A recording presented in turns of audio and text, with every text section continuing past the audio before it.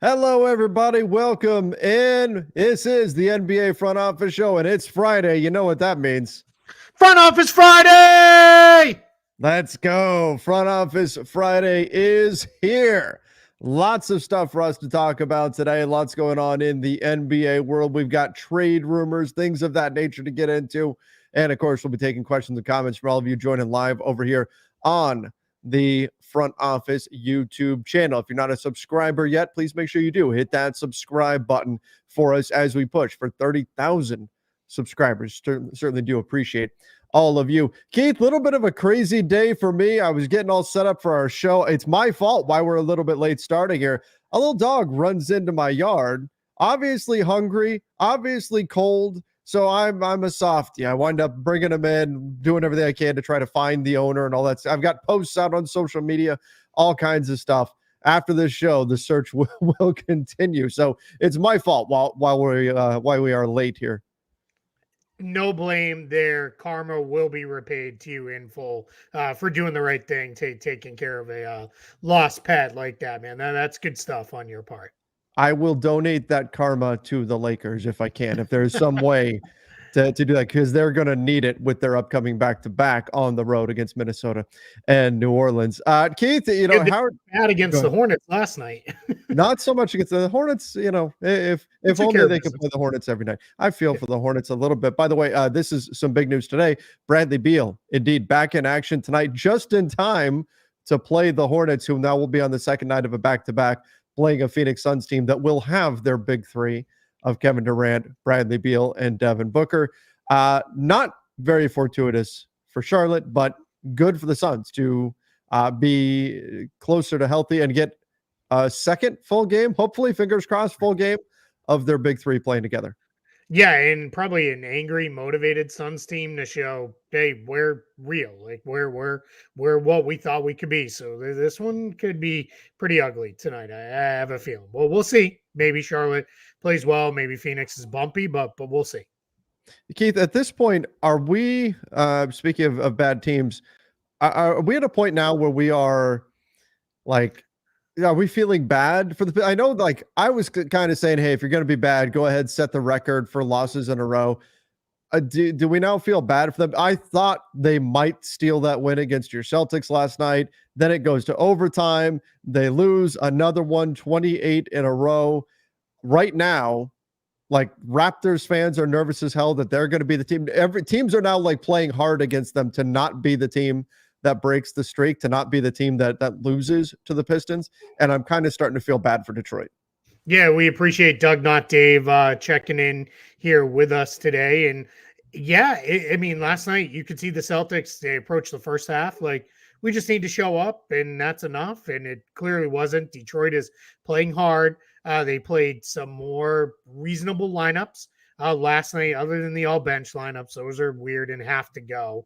I also didn't fully understand starting Kevin Knox, but for the most part, they're in these games now, and it's only a matter of time before they're going to break through. But you're absolutely right. Like, nobody wants to be the team that loses to them. And especially, the Celtics didn't want to be that team with the best record in the NBA falling to the team with the worst record. But they're almost there, man. They are they've got some guys. Cade is really showing what he can do. Jaden Ivey's out of the doghouse and playing well. Jalen Duren's going to be a special player. Bogdanovic can still play. So we're almost there.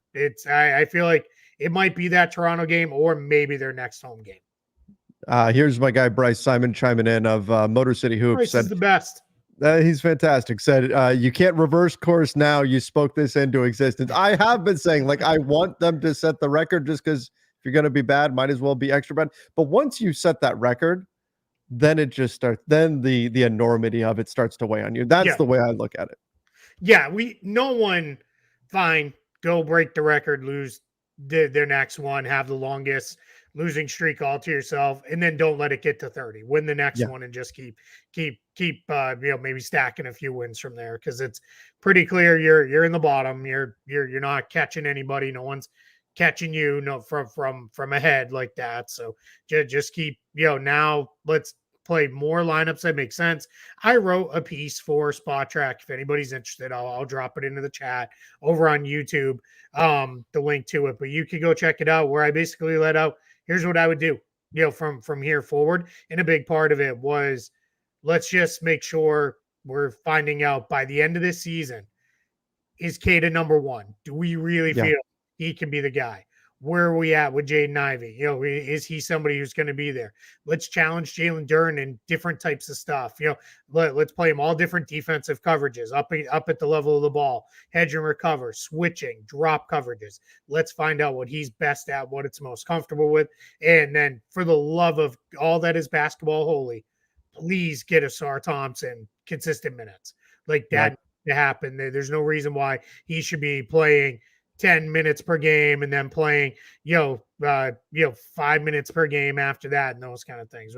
We just want it to kind of go from there, where, let's move forward with him playing plenty of minutes and see where it goes. You're not going to win basketball games this season, but that doesn't mean the season can't provide some value for you in terms of your development and the whole process. So you're right. I think this needs to be informative, certainly for the Pistons, and it will help inform their future moves, especially this summer. Speaking of which, though, the Pistons really, truly remain uninterested in trading Bojan Bogdanovic. I don't know, Keith. I didn't buy it last year, and they didn't wind up trading him. I still don't buy it this year, though. They're uninterested in trading Bojan Bogdanovic unless it's a significant overpay. So I think this time of year there's a lot of smoke out there, a lot of teams trying to drive hard bargains and stuff. But to me, it doesn't make sense that they're going to just hang on to Bogdanovic, given the direction this team needs to go. What they should do, in my opinion, is cash him out, get whatever you can asset-wise, and build for the future, because this season is done, and for a veteran player like him, you're better off moving him on to another club. Yeah, completely agree. You don't have to just take anything for him. Make sure you make the right trade. Make sure you really get involved and do the right thing to get him off to a right place and get yourself a good return. But unless you are really sold on we're keeping him next year, you got to move it. This year, I just feel like missed opportunity somewhat last year. Let's not miss that opportunity again this season. And that's not to say they have to be super duper young. I think it's just, let's get some different veteran guys around these guys. And if Bogdanovic can get you a first, even if it's a protected first or something like that, and a pick that delivers maybe 20 to 25 range or something like that, that's pretty good. And then you just kind of move on. And there's a ton of teams that he makes a lot of sense for, because it's an acquirable contract and he's a pretty plug and play guy with what he can do as a shooting, scoring. I think on some of the very best teams, maybe he comes off the bench, but for some other teams, he's probably a good fourth or fifth starter and move on. And then in the summer, you could go sign a couple names I threw out there that could make sense to me, or guys like Gary Harris or Doug McDermott or guys like that. Sign them to, $13-14 million, but 1 or 2 years, and you just kind of move on. And now you've replaced Bogdanovic to a sense, and you've added draft capital or a young player or whatever it is moving forward. It's kind of the best of both worlds. Agreed. Yeah, 100%. I think that should be the path for the Pistons, and I don't even blame them for putting out there the we're not going to trade him thing, because they're going to want to try to drive a hard bargain. There's going to be contending teams that want another shooter that they can bring in.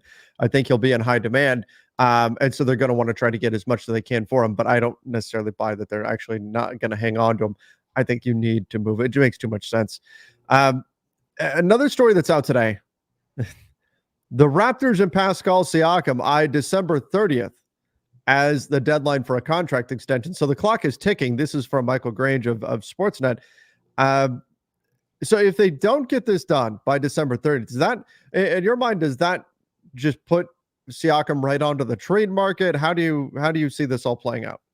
Yeah, I mean, this December 30th thing is it's a deadline in name only, really. And that part of the reason why that's the deadline is that would allow them, if they extended him, the restriction would lift by the start of the offseason if they wanted to trade him then, and those kind of things. But you're not going to extend him and then trade him just months later. That would make sense. So I don't know that this is a real hard and fast deadline as much as it is, hey, let's kind of see where things are at, and we'll kind of go from there. And maybe it's Siakam's camp saying, hey, if you want to get an extension done, let's get it done.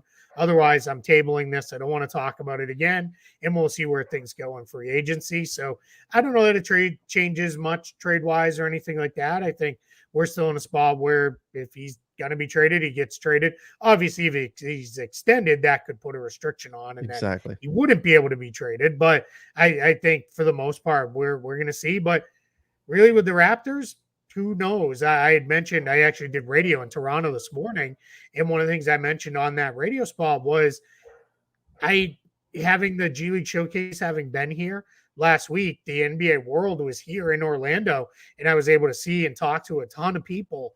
And when I was having conversations with people, everybody invariably was like, "What do you think Toronto's going to do?" And we're in like year 3 of that same conversation. So I think everybody's equally as confused and wondering, like, is this going to be another year where they do nothing and then lose guys in free agency with no return? Is that going to be how this plays out?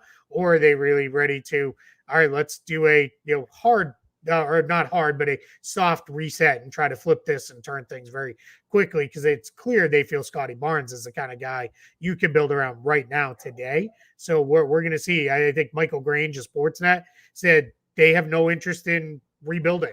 Yeah, it's not what they want to do. So that's another whole thing. Yeah, and if they don't want to rebuild, but they need to decide, is what they have right now something that's worth really building around, or does this need to be torn down? And we'll take those. If you don't want to rebuild, fine. But that just changes if you're going to trade Siakam, if you're going to trade OG Anunoby, right? You're going to put these pieces out there. Maybe that just changes what you're targeting in return. Or perhaps we're talking about a 3-team trade. You take some draft capital and things like that, and you flip it. That's fine if you don't want to rebuild, but you've got to decide, is this it? Is this the group that we want to build around? And I think that's very questionable given where the Raptors are at currently. But they are still that team to watch here at the trade deadline yet again. We'll see if they wind up being Grinches here and pulling all their guys off the trade market right before the deadline. Once again, the Pacers, a potential landing spot for Siakam as well as OG Anunoby. The Pacers are a team that we definitely need to keep an eye on, because they've got, I think there is the possibility that they make the move that really pushes them up higher into the Eastern Conference. I think that potential is certainly there. But I'm also a little fearful, Keith, that the Pacers, they've got to be careful. They've found something here. Things have gone well this season. Yes, they've had some bumps in the road recently, but you don't want to go all in too soon.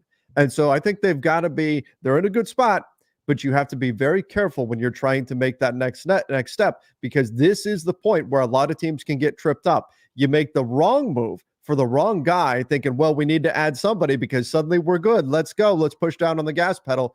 If it's not the right player that you go after, and if it's not the right contract, the right situation, the right deal, then you can wind up accidentally setting yourself back. So I'm excited for the Pacers, but I'm also a little bit wary if I'm them heading into the trade deadline.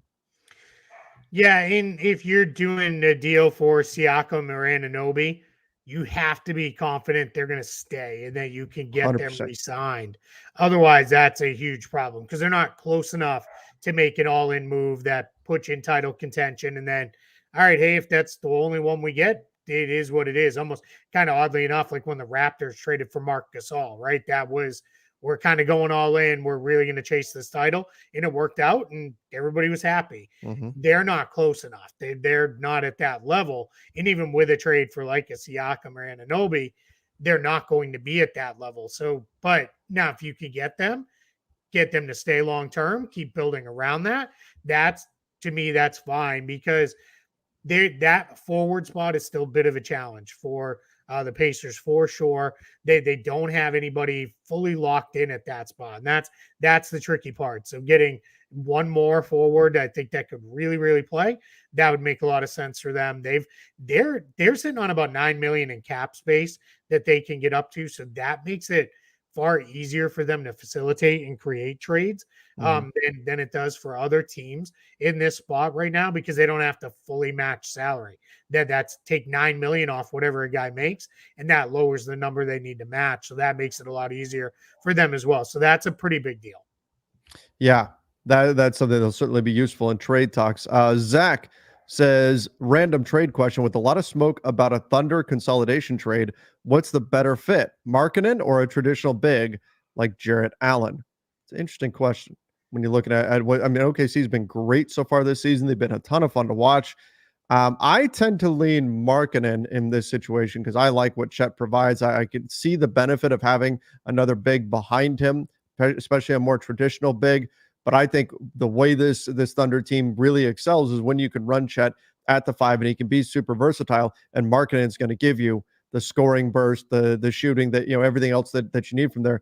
So in terms of hitting your absolute ceiling, I'm going to lean Markkanen in this situation. And then I think you target more of a lower level, true traditional rim protecting big to combine with Chet when the situation calls for it. Yeah, I'm with you, to probably the shock of no one other than G.I. Joe. We're lockstep on just about everything. I I don't hate the idea of Jared Allen for them No. if they wanted to go a guy like Jared Allen. I just think that's when you start to remove some of what makes Chet really special. He is such a mismatch for most fives. If you watch them play against the Wolves the other night, Rudy Gobert was just really struggling to guard him out there, and the fact that he can put it on the floor for a couple dribbles and make plays, that's a interesting place there. So that's yeah, I don't want to do much to take away from that. I would like to see them add more of a traditional four to the roster, maybe somebody who can be a 4 or 5, just because I think that would balance them a little bit more and put them in a really good place. And that's where I think marketing makes a lot of sense. If you can get a guy like him, sure. And they're in a spot where the matching salary is super easy with them. And then I think the next part is you can almost say to Danny Ainge and the Jazz, you'd want 3 picks, 4 picks, 5 picks. That's where it's not silly for them, like it is for a lot of other teams, to say, all right, you really want 5 picks? Here you go. Put them all on the table and say, pick 5 that you like, or here's a couple we're going to keep off out of offers, but you pick out of this group because they're sitting on all those extra picks. So marketing makes a lot of sense. If they wanted to go for a lower level, maybe take on a little bit more longer term money. I do think John Collins could make sense for them. I'm still a believer in John Collins. They could be a destination for Siakam potentially if that becomes a real thing. That's a guy who can make sense for them. So power forward spot, guy who could maybe play a little bit of small ball 5 when Chet's out of the game. That gives them a lot of options there. And they don't even have to necessarily dip into a real core rotation player to get it done, matching salary wise, because they're still sitting on Bertans in that big contract as well. Yeah, that's also true. So I think the Thunder, they've got obviously the luxury of not only have they been good, but they've got all the picks to go after whoever they want. So now it's just a matter of picking the right player here. C-Rez said, talking about your Celtics, the big issue with Boston is trying to get a 3 every possession. Attacking the rim will open up the 3. The Heat are going to give them problems again.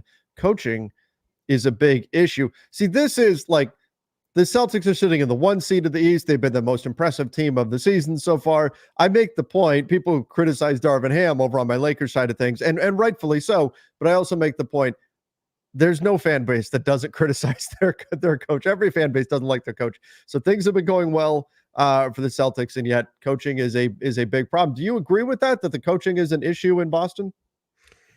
Sometimes, like last night, Joe Mazzulla played some weird lineups. I think when he tries to get a little bit too, I don't know what the right word here is, experimentative. I want to say Sure. that's I don't think that's a real word, but maybe it is. I just made it up. If not, but when he tries to experiment We'll too trademark much, it. that gets them in a little bit of trouble. The whole 3-pointer thing is, I think it is so incredibly overblown. And to me, this is a lot of people listening to one of two things. Either it's like the halftime show on Christmas Day, where they ripped the Celtics and said they took way too many threes and contested threes and all that. And the numbers came back and showed, I said at the time, maybe they took about 8 contested threes in that first half. It was actually only 4 that they'd taken. And then every other one was open by good shooters. So good shooters should not pass up open shots. And then the other part is they're getting a lot of shots at the rim this year, a ton of them. A lot of that has been Porzingis, but Jaylen Brown, Jason Tatum, Derek White, Drew Holiday, those guys are all really good at getting downhill and getting to the basket now. So they're really doing a lot better with that stuff. So I think that's overblown. The other place that comes out of is this is the nonsense that like Boston sports radio spouts off. A bunch of people who openly admit they don't really watch the games, but they have no problem ripping the team and having a lot to say about it. So just stop listening to that nonsense. Listen to, other good podcasts and people who cover the team and actually watch the games. Listen to us here, and we'll put you in a better place than that trash that they put on the radio in Boston. Well, tell us how you really feel about that, Keith. But it's just garbage. There's an old school mentality that is you can't win basketball games shooting threes. You have to get the ball in the paint, down and dirty, physical defense. That's what gets it done. And look, defense does still win championships. I think there's truth to it, but that doesn't mean that you can't win a championship shooting threes, that you can't find success shooting threes. Case in point, the Celtics have the 4th best offensive rating in the NBA. If they're shooting too many threes, well, their offense certainly isn't suffering as a result. And then they are, again, per game, they are shooting more threes than anybody else, but they're also 11th in 3-point percentage. It's not like they're shooting 33% and jacking up all these threes and it's dragging them down. No, they actually have a very efficient offense. So it's working for them. If you can hit a high enough percent, this is what it's all about. If you can hit a high enough percentage and your points per possession are high enough, it doesn't matter how those points come about, whether it's at the rim, whether it's from three, whether it's from the mid-range. It's all about, are you maximizing your offensive possessions? And it's hard to argue that they're not when you're seeing, number one, their record, they're 24-6 on the season. And number two, the fact that their offense is one of the best in the league. Like those things tell you that everything is going just fine in Boston, and there's nothing necessarily to worry about. If it ain't broke, don't fix it. Yeah, there is definitely nights when they just keep letting it fly and they're not going in, and it is frustrating. Now there hits a point in every game. If you're in the middle of the 4th quarter and it's a tight game and you haven't been knocking them down, try to get inside, try to make something happen. But they're better about that this year. I know the numbers are glaring that they shoot a ton of 3-pointers. You just went through them. But they do get to the basket a lot. They do create fouls. Jason Tatum has had games where he's taking 10, 11, 12 free throws and those kind of things. So it's been, they're more versatile. There's a better mix this year. It feels very, very different when you watch every game, and just really dial in on it. You can see it. If you take it, if you go in with the mindset that they're shooting too many threes, you're just, every time they take one, you're going to kind of cringe a little bit. You're looking but for if you just wipe that and then you look at it clean, you're going to probably be like, all right, I guess it is a lot more balanced than I really thought. Well, and 3-point shooting too, there's just naturally more variance in it, where you can have a 20% from three night and it's terrible and everything is awful. And oh my gosh, this is the problem. And then you have a 50% from three night. And the issue with the 50% from three night is, unless you go and look at the stat sheet, most of the time, if you're a fan of that team, you don't realize that they're shooting 50% from three because you're expecting them to make shots. Whereas if they're losing and you're frustrated and you're looking for a reason why, and they keep missing threes, it's, oh my gosh, threes are awful. It's louder when you miss a bunch of threes and when you're performing below average than it is when you're a little bit above average and you're knocking them down. And so then people become hyper-focused on the 3-point shot. But again, all part of the fan experience here in the NBA. Let's get on to a few other comments here and questions. Let's see. I've got people talking about DeJounte Murray. I wonder how real the DeJounte Murray stuff is, if the Hawks are actually going to move on from him. I think it's real to an extent of it. It makes sense. It's not one of these things coming out of left field that's like, wow, what is this? I do think it's going to have to be a big package for Atlanta to move on him. They're going to need to get back draft picks, players who can help right away. Just they're trying to win there. That's another team that this would be a very soft, quick reset, not a tear down and rebuild. They're just not going to do that. So that's going to be something where if they want to do that, Bryce just asking to speak on the Hawks long-term cap situation. Essentially, they're really expensive. They've got Trae Young, DeJounte Murray, Clint Capella, DeAndre Hunter, Bogdan Bogdanovic, all on, and Onyeka Okongwu, all on long-term contracts. So that means contracts that run at least two seasons or longer out there. They're only about 6 million-ish under the luxury tax line going into next season. So that's a tricky spot to be in as well, because you got to fill out the roster, and a guy like Saddiq Bey is a key guy. Jalen Johnson will be up for an extension pretty soon.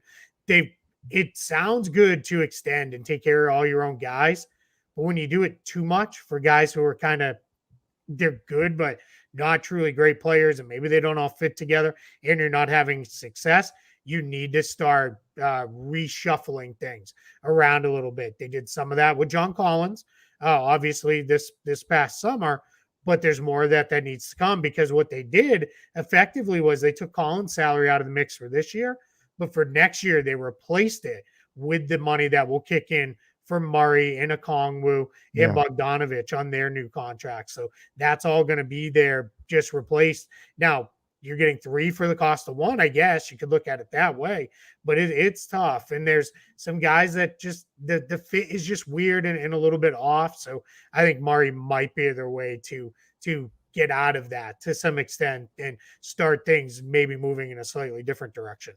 I wonder, is this a move that happens now though?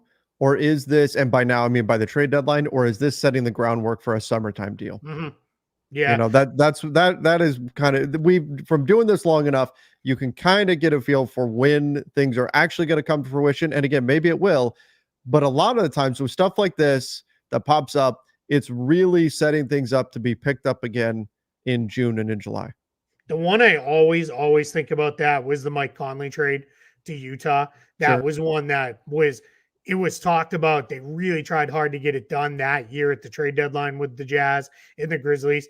And the number was just so big. Back then it was like 30 million, which was a really hard to trade number at that point with where the cap was and other salaries were, that it became part of this is where when people start saying, well, a 3 or 4 or 5 for 1 trade, that's where it gets really messy, because the other team doesn't necessarily have roster spots for that. That's kind of how that trade ended up happening the next summer. And both teams openly talked about, we got really close to the trade deadline, just couldn't make it work. And then we picked it back up in June and got it done in July. That could be definitely something that could happen with Murray for sure, where it could be team gets really close. It's just not the right timing, just not the right fit. And then we hear later, yeah, you get traded in July, and it's because it made a spot. You made more sense and was easier with roster spots and salary matching and all that. All right, we've got time for a couple more here. That's Life said, do you think D'Lo off the bench hurts his trade value? I don't think so. Not necessarily. I mean, teams know what he is. Yeah. If he was 22 or something and suddenly there were issues, okay, I get it. But he's been in the league long enough to where teams have a pretty good sense of who he is, what he brings, and all of that. Of course, has the player option this coming summer, so teams will want to have a sense of what he's planning to do with that. But yeah. I'm with you. If there was any hint of an injury, maybe, and that's why he was on the bench, or if he completely disappeared from the rotation. But at this point in his career, everybody knows what D'Angelo Russell is, and there are teams he can be really, really helpful for, and there are teams where he wouldn't make sense at all. For example, he's not a guy who would make sense for like the Pistons to go get in a trade, because he doesn't do anything that's going to help them do much. So it's there. Regulators, it's kind of mean, but it did make me chuckle. D'Lo hurts D'Lo's trade value. That's fair. It's not wrong. Yeah. All right. I still like D'Angelo Russell. I do too. I do too. And I think in the right situation, he can certainly help you out. And I'm not even opposed to him sticking with the Lakers. I think there's things that he can do that can help this team. The problem is he's just very polarizing. And when he's in a slump, he's in a slump. And people get very frustrated with that. And then you hear all the trade him, get rid of him, all that kind of stuff. All right, let's finish with this.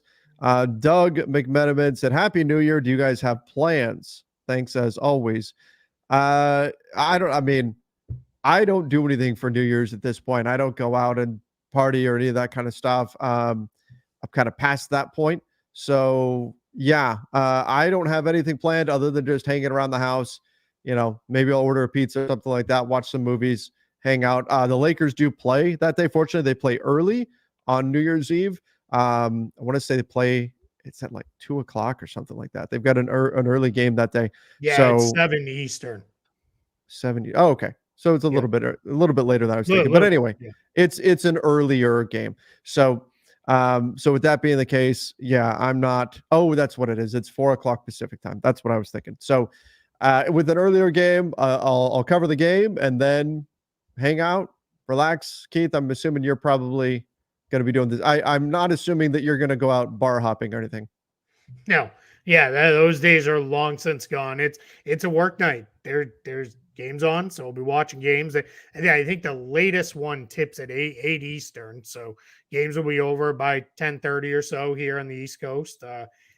It's one of those things where if I'm doing stuff and I'm up, I'll be up, but otherwise I'll be, I'll probably, there's a good chance when games end that early, I try to take advantage and go to bed early. That is not a great day here.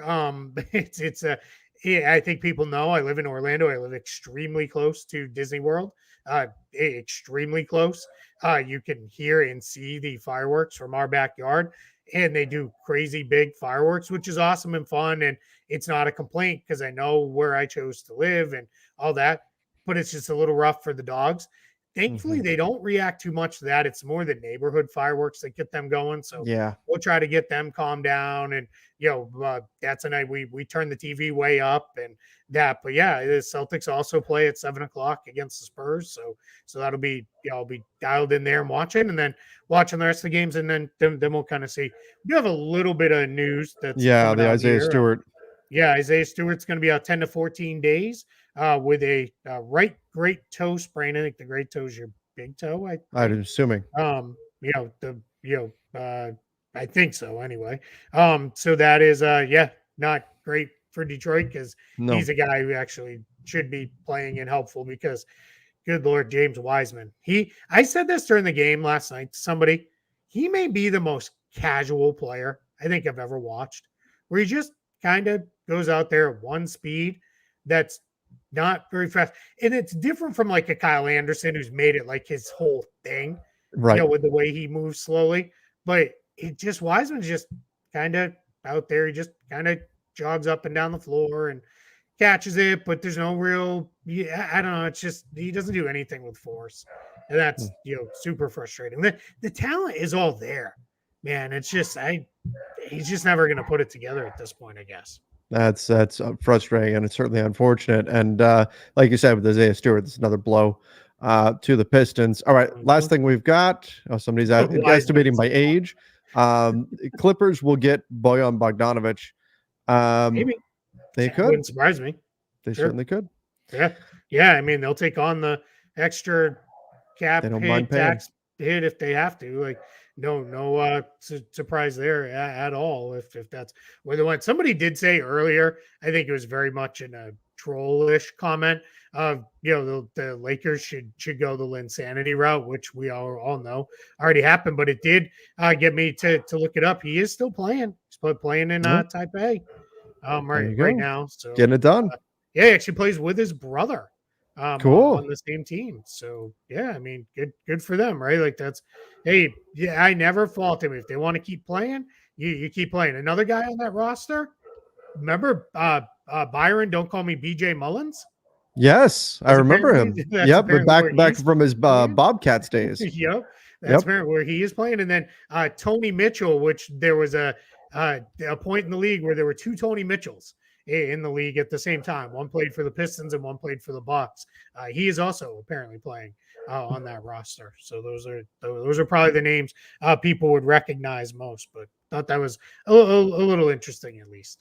All right, there you go, Jeremy Lin playing with some guys that we know, that we all remember. Yeah. All right, we're gonna wrap things up there. Yeah, there we go. That's how we close out 2023. That's the way to close out 2023. I hope everybody has a fantastic new year. We'll be back next week to talk more NBA basketball. Stay safe, everybody. Keep your pets secured with all of the fireworks and all that stuff going on. And once again, we'll see you next week. Till then, everybody, see ya and stay safe.